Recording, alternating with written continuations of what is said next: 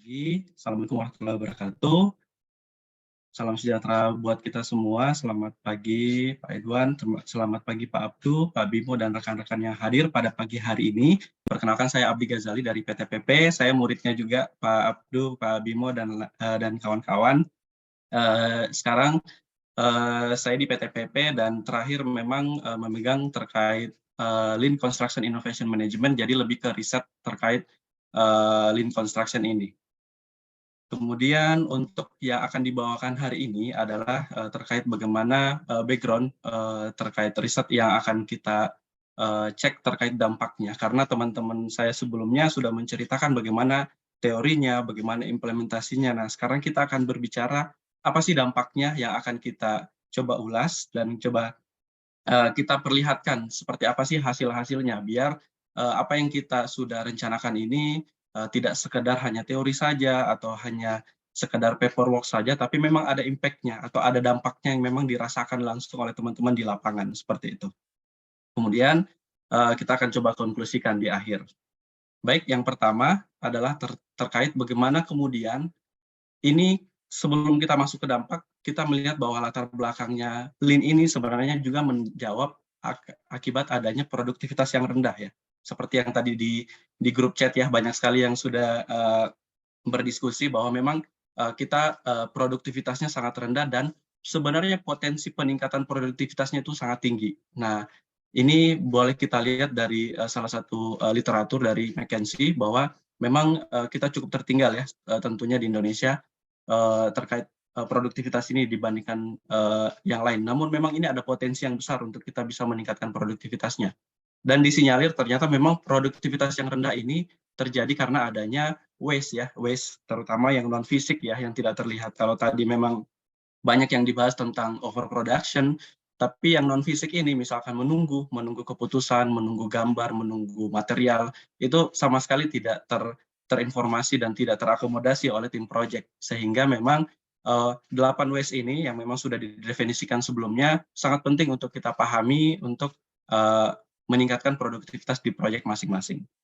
Nah, dalam journey kami untuk mempelajari Lean sebenarnya ada banyak sekali referensi sehingga kami ini jadi bingung mau ngikutin referensi yang mana karena terlalu banyak.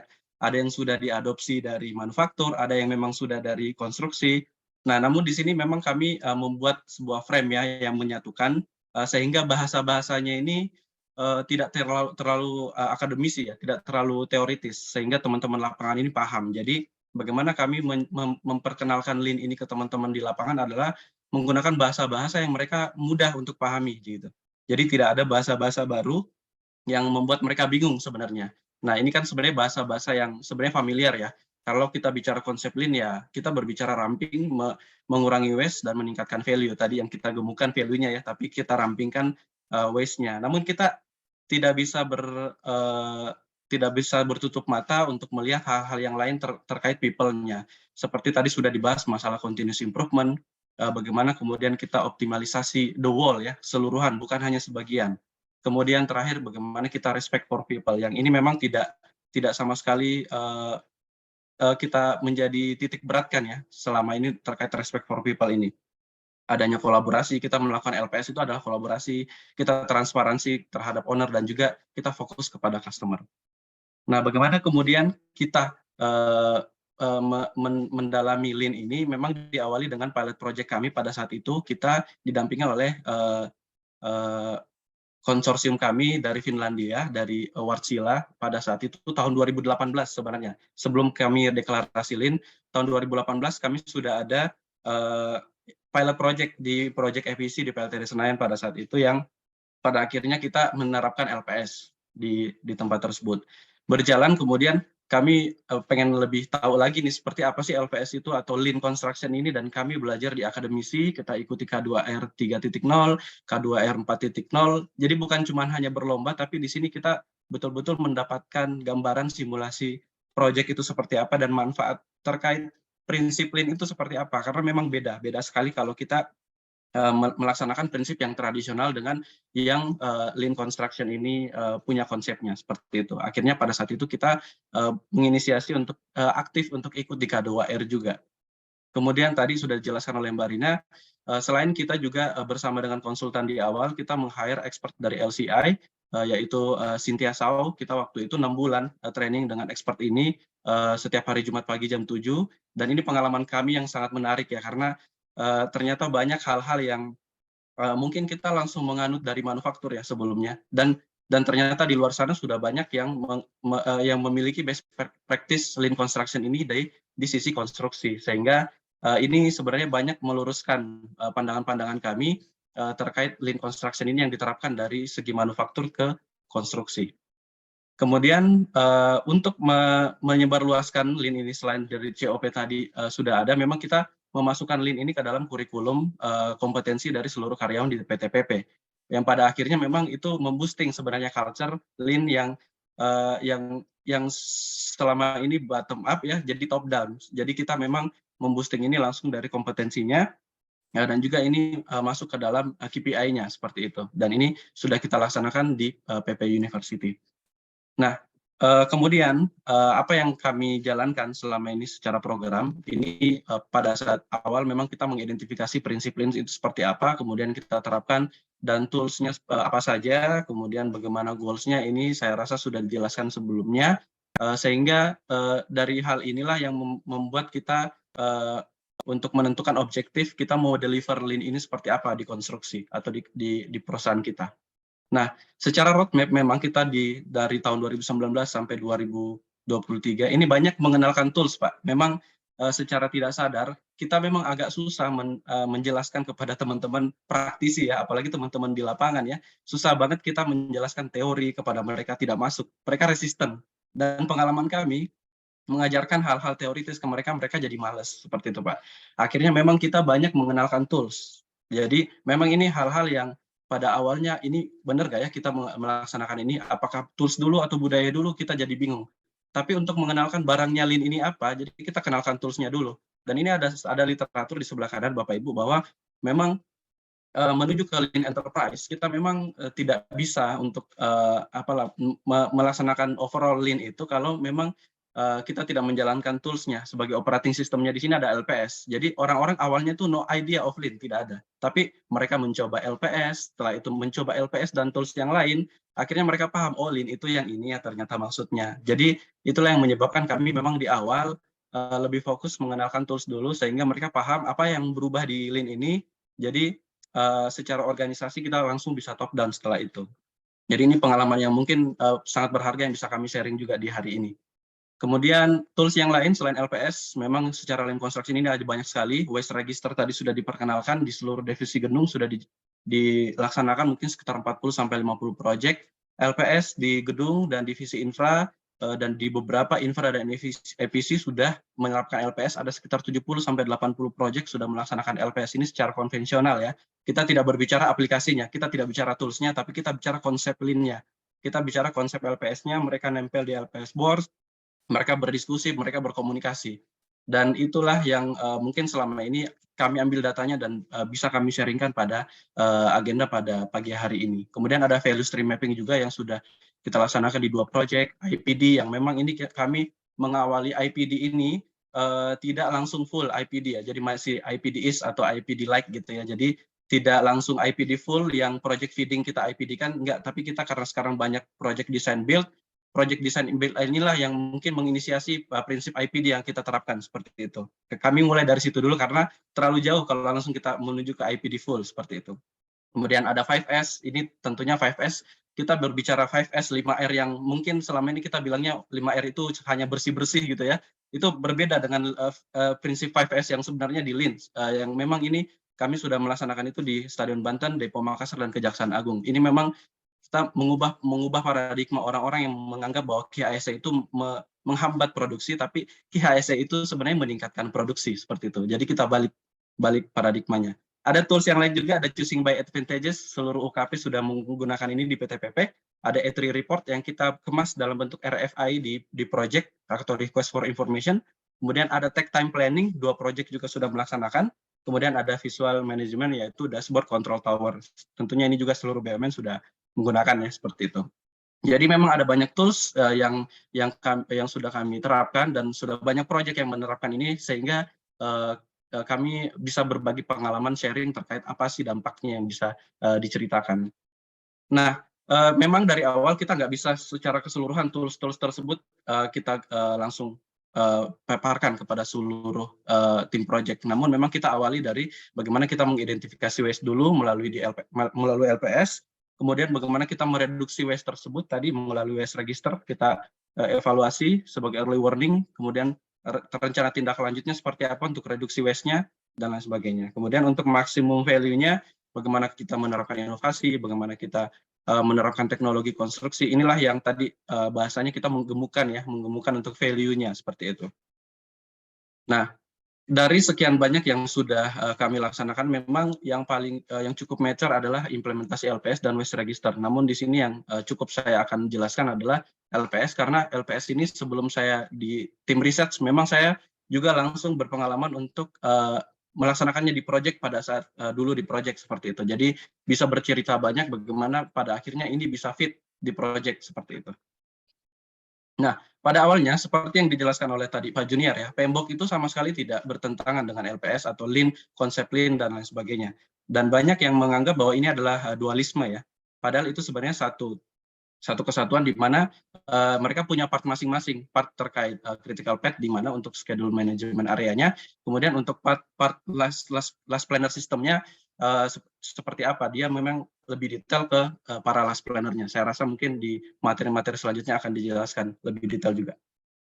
Kemudian ini salah satu project sebelum saya di divisi strateg untuk karena saya terjun langsung di project ini adalah bagaimana pada saat teori LPS ini kemudian kita jawantahkan kepada hasil-hasil atau event-event yang sudah ada di project. Jadi jangan sampai ya Bapak Ibu, jangan sampai LPS ini menjadi event baru atau program baru.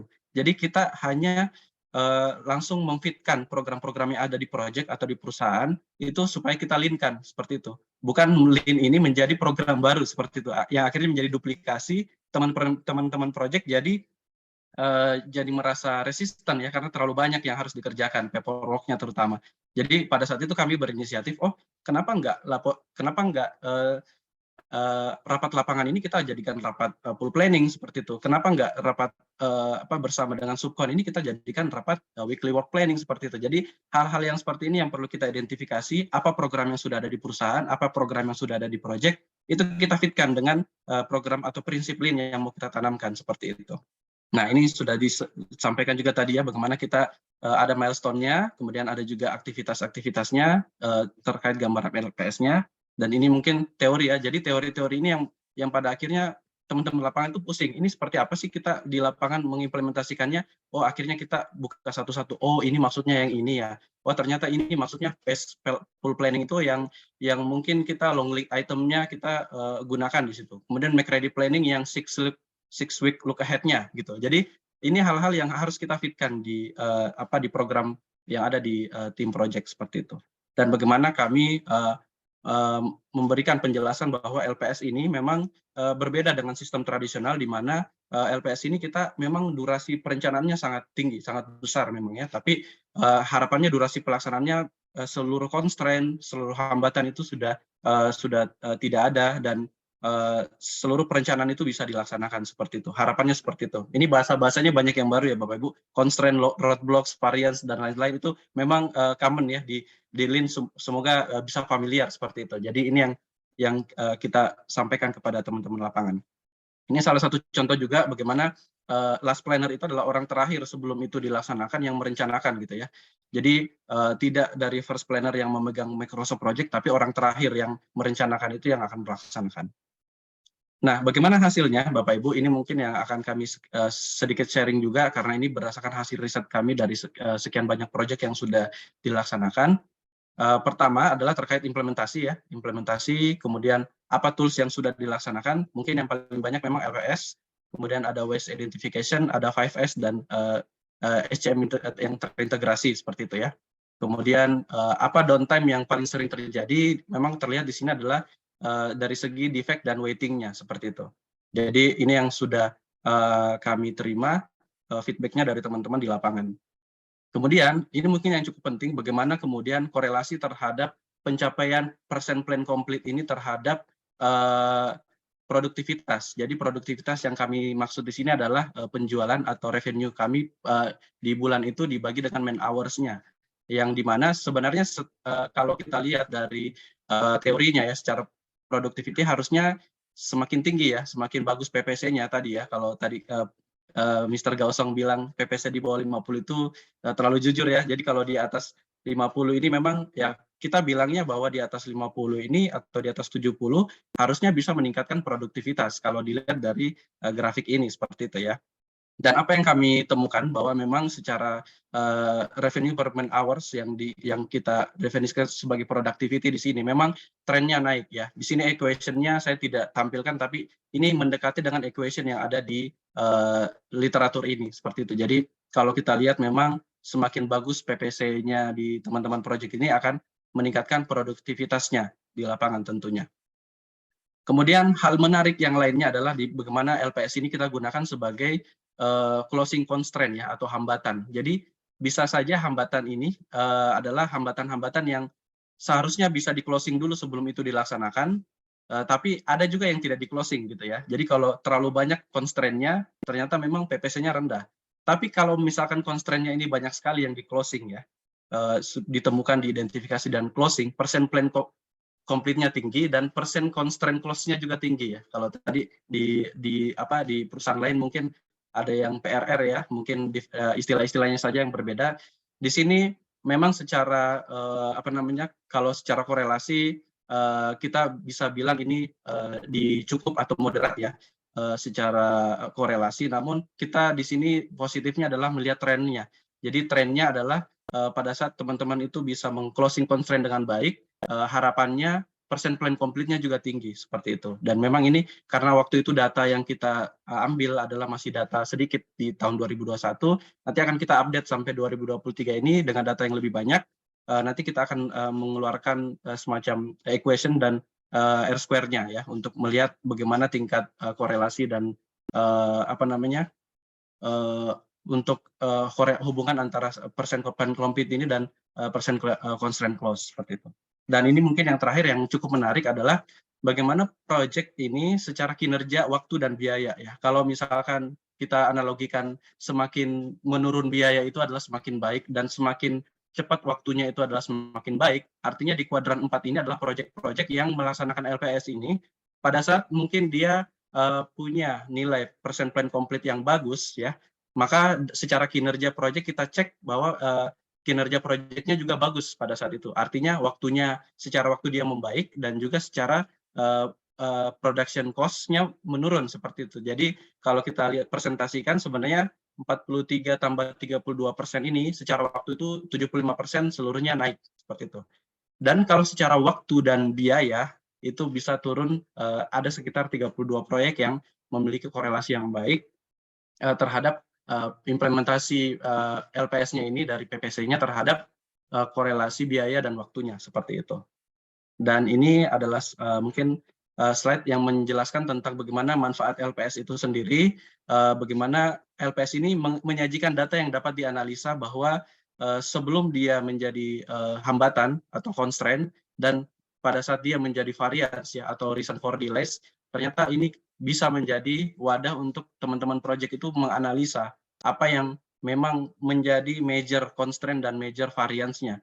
Yang ini memang kalau di project itu tidak close, kita naikkan lagi ke divisi. Kalau divisi tidak close, kita naikkan lagi ke direksi seperti itu.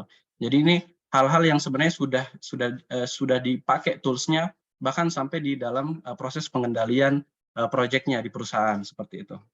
Dan terakhir memang LPS ini yang paling bermanfaat kalau tadi adalah terkait bagaimana teman-teman itu sama-sama meningkatkan kolaborasi, dan kalau dilihat memang secara tidak langsung LPS ini ke biaya dan waktunya memang cukup rendah. Maksudnya tidak terlalu tinggi ya terhadap meningkatkan profit atau meningkatkan waktunya, tapi yang paling teman-teman rasakan di proyek ini adalah memperlancar aliran kerja ya atau workflow-nya. Jadi ini adalah hal yang memang penting sekali kami sharingkan hari ini, dan mudah-mudahan bisa menjadi pelajaran untuk kita semua untuk bisa kita evaluasi di waktu yang atau kesempatan lainnya. Jadi tadi kesimpulannya adalah memang kita sudah cukup banyak melaksanakan dari tahun 2018.